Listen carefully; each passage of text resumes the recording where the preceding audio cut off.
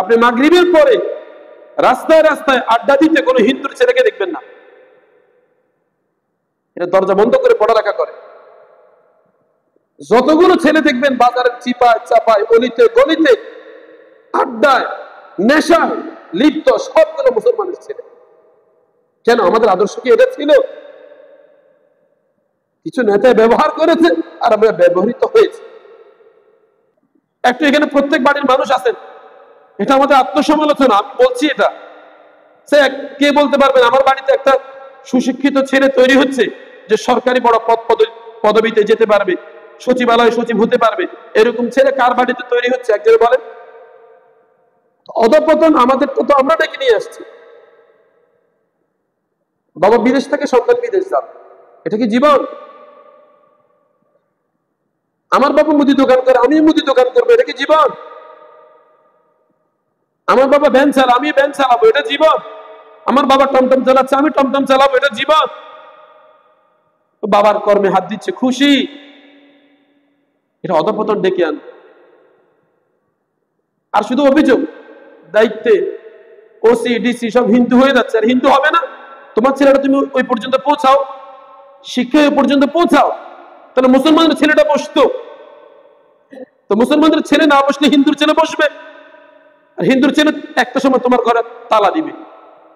এখন দিবে না, 10 বছর পরে দিবে না, 20 বছর পরে দিবে না, 100 বছর পরে হলেও মুসলিম জনপদ ধ্বংস হয়ে যাবে সময়ের ব্যবধানে, যেমনটা ভারতবর্ষে হয়েছে। কোনো সন্দেহ নেই। আমাদের আয়েশা রাদিয়াল্লাহু তাআলা আনহাকে প্রশ্ন করা হয়েছে, ওমা খুলুকুন নবী সাল্লাল্লাহু আলাইহি ওয়াসাল্লাম, আম্মা জান আপনি বলুন নবীজির চরিত্র কি ছিল? নবীজির চরিত্রের আদর্শের একটা ব্যাখ্যা আমাদেরকে দেন। আম্মা জান কি বলেছেন? খুলুকুহু আল কোরআন।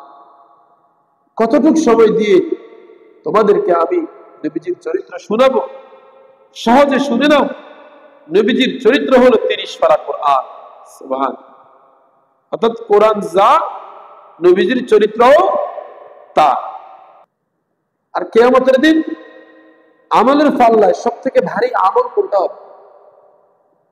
কিয়ামতের দিন আল্লাহ পাক আমাদের সকলের আমলকে ওজন দিবেন। আমাদের পাল্লা কি দিবেন? ওজন দিবেন। সব থেকে ওজনযুক্ত আমল কোনটা হবে? আবু দাউদ শরীফের 4799 নাম্বার হাদিসের মধ্যে নবীজি বলেন, মা মিন শাইইন আসকালু ফিল মিজান ইল্লা মিন হুসনিল খুলুক। আমলের পাল্লা তোমার সব থেকে ওজনদার আমল হবে তোমার সুন্দর চরিত্র, এটার ওজন বেশি হবে। আপনার চরিত্র সুন্দর, এই আমলের ওজন বেশি হবে। চরিত্র ভালো না, এই আমলের নির্ধারিত কোনো ওজন, নির্দিষ্ট কোনো ওজন হবে না, এটা হালকা হয়ে যাবে। আর এই আবু দাউদ শরীফের 4800 নাম্বার হাদিসের মধ্যে নবীজি 3 ব্যক্তির জন্য জান্নাতের দায়িত্ব নিয়েছেন। কয় ব্যক্তির জন্য? 3 ব্যক্তির জন্য। তার মধ্যে একজন হলো ওই ব্যক্তি যে তার চরিত্রকে সুন্দর বানিয়েছে, যে তার আদর্শকে নবীজির আদর্শ মতো সাজিয়েছে। নবীজি বলেন, قال رسول الله صلى الله عليه وسلم انا زعيم ببيت في ربض الجنه لمن ترك المراء وان كان محقا। আমি ওই ব্যক্তির জন্য জান্নাতে একটি ঘরের দায়িত্ব নিলাম যে ন্যায়সঙ্গত হওয়ার পরেও ঝগড়ায় লিপ্ত হয়নি। মানে ঝগড়ায় লিপ্ত হওয়ার দরকার ছিল, সে রাইট ছিল, তারটা সঠিক ছিল, এরপরেও সে ঝগড়ায় লিপ্ত হয় নাই, অন্যের সাথে বিবাদে লিপ্ত হয় নাই। নবীজি বলে আমি তার জন্য জান্নাতে একটা ঘরের দায়িত্ব নিলাম। সুবহান। আর 2 নম্বর, ওয়ানা যাইমুন বিবাইতিন ফি ওয়াসাতিল জান্নাহ লিমান তারাকাল কাযিবা ওয়া ইন কানা মাযিহান। ওই ব্যক্তির জন্য আমি জান্নাতের মধ্যস্থ জায়গায় একটি বালাখানার দায়িত্ব নিলাম যে মশকরা করেও কখনো মিথ্যা বলে নাই, তামাশা করেও কখনো মিথ্যা বলে নাই। মিথ্যা বলবে না। আমরা তো তামাশা করে মিথ্যা বলি, ঠাট্টা করে মিথ্যা কথা বলি। নবীজি বলেন যে ঠাট্টা করে মিথ্যা বলে না, তার জন্য জান্নাতের মধ্যস্থ জায়গায় একটি বালাখানার দায়িত্ব আমি রাসূল নিজে নিলাম। 3 নম্বরে বলা হচ্ছে ওয়ানা যাইমুন বিবাইতিন ফি আ'লাল জান্নাতি লিমান হাসানা খুলুকাহু, আমি জান্নাতের সুউচ্চ জায়গায়, সবথেকে দামি জায়গায় একটি বালাখানার দায়িত্ব নিলাম ওই ব্যক্তির জন্য যে তার চরিত্রকে সাজিয়েছে, চরিত্রকে সুন্দর করেছে, তার চরিত্রকে, তার আদর্শকে সুগঠিত করেছে। ওই চরিত্রকে আমরা গঠন করতে আদৌ পেরেছি? আমাদের চরিত্র কেমন? আমাদের আদর্শ কেমন? মুমিনের আদর্শ কি হবে?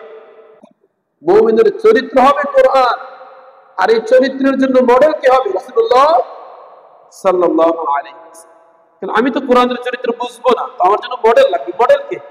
রাসূলুল্লাহ সাল্লাল্লাহু আলাইহি ওয়াসাল্লাম। তিনি হচ্ছেন মডেল। তিনাকে দেখে আমি আমার মধ্যে কোরআনের চরিত্রকে ফিট করতে হবে, কোরআন মতো নিজের জীবনকে সাজাইতে হবে। আপনার প্রজন্মকে আপনি যত শিক্ষা দিচ্ছেন সবার আগে তার চরিত্র গঠন করেন, এটা আপনার প্রথম দায়িত্ব।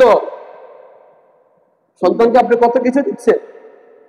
মুসলিম জনপদগুলো আজকে শিক্ষা বঞ্চিত হচ্ছে, শিক্ষা বঞ্চিত, আদর্শ বঞ্চিত হচ্ছে। এই জন্য ভাইরা, সন্তানদের প্রতি যত্নশীল হতে হবে। আপনার সন্তান আপনাকে মানবে না, এটা কেন? আপনি ছোটবেলা থেকে তাকে গঠন করার চেষ্টা করেন, ছোট বয়স থেকে চেষ্টা করেন। কিছু বাবা আছে নির্লজ্জের মতো বলে, তো ভাই 2 বছর কি রাগ কি গোসা জিন কব ইন দিতে হইব, কি করব? 2 বছরের বাচ্চা এটা রাগ গোসা জিন কয় ইন পড়া লাগে, ইয়া করতে হবে। বাবাই বলতেছে কথা এটা, মাই বলতেছে কথা এগুলা।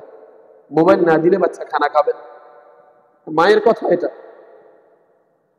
শেখ আহমদুল্লাহ সাহেব বলছে, আমরা আমাদের সন্তানকে লালন করছি না, আমাদের সন্তানরা তো এখনো মোবাইল চিনেও না।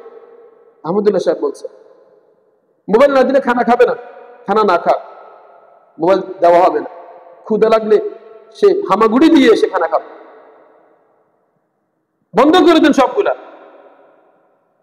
আমাদের কথাগুলা যদি এখনো বুঝে না আসে, প্রজন্মের জন্য আপনাকে কান্না করতে হবে, চোখ থেকে পানি বাহির হবে, রক্ত বাহির হবে, লাভ হবে না।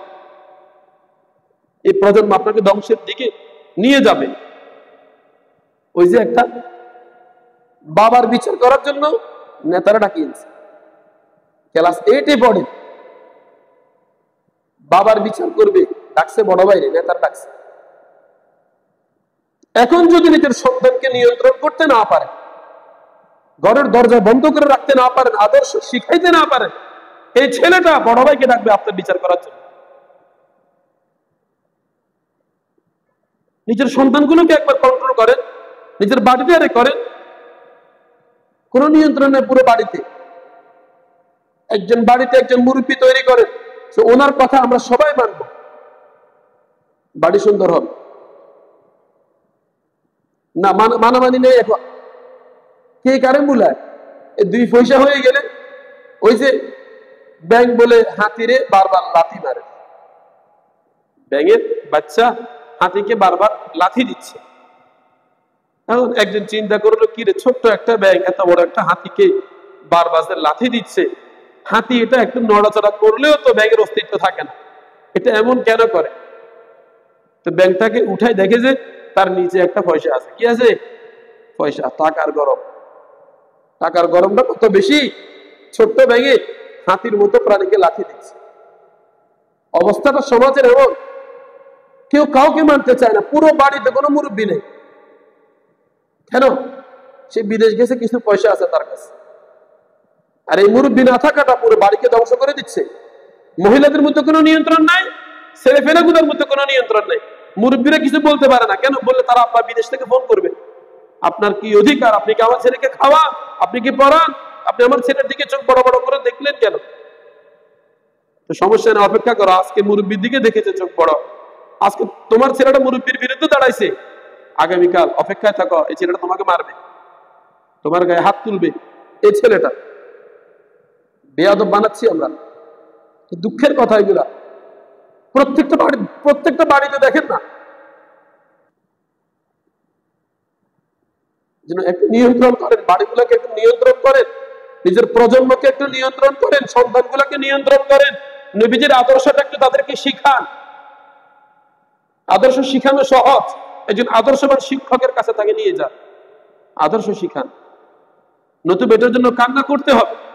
শয়তানি সবচেয়ে বড় ধোঁকা।